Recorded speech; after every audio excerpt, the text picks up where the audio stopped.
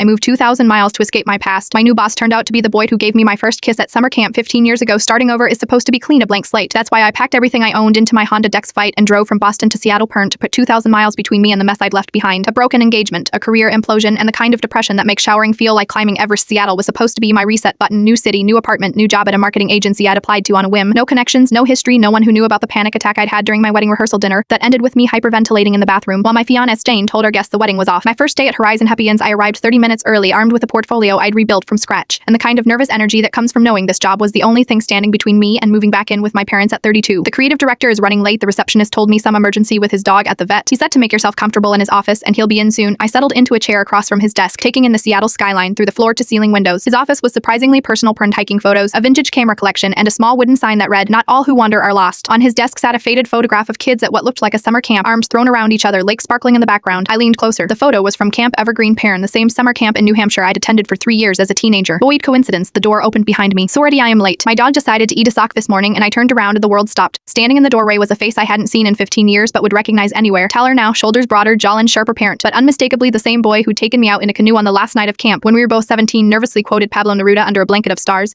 and given me my first kiss. Boys, he said, his voice a mixture of disbelief and something else I couldn't identify. Noah, I managed to reply, though it came out more like a question than a statement. We stared at each other for what felt like minutes, but was probably seconds. My mind raced through the implications. He was my boss. My new beginning was suddenly tangled with my past, and based on the wedding ring on his finger, he was married. I didn't make the connection when I saw your resume, he said pinely. Elizabeth Chen Perrin, I always knew you as Ellie. I go by Elizabeth now, I said as if that explained anything. He nodded slowly, then seemed to remember why we were there. Right, the job. We should probably be professional, I finished for him. Exactly. The interview proceeded with a strange formality, both of us carefully avoiding any mention of Camp Evergreen, canoes, or poetry under the stars. He asked about my portfolio. I asked about company culture. We were two actors performing roles, pretending we hadn't once shared the kind of summer romance that shapes how a 17-year-old girl thinks about love for years to come. As I was leaving, he said, "For what it's worth, your work is excellent. The job is yours if you want it." I hesitated at the door. Is this going to be weird? A small smile broke through his professional facade. Proby, but we're adults. We can handle weird. I took the job that was 6 months ago. Since then, I've learned that Noah's wife is actually his ex-wife. As of last year, I've become friends with his sock-eating dog, a golden retriever named Hemingway. And last week, after a team happy hour, Noah finally asked the question I'd been waiting for. Why Seattle of all the places you could have gone? I told him everything. Fear, the broken engagement, the career implosion, the depression, how Seattle was the furthest I could get without needing a passport. And now, he asked quietly, now I am starting to think that sometimes you have to travel 2,000 miles just to find something that was meant for you. All along yesterday, he took me out on a boat on Lake Washington. He quoted Pablo Neruda under a blanket of stars. Some things change in 15 years, some things don't change at all. If you ever experienced a coincidence that felt like fate, share this video and comment meant to be.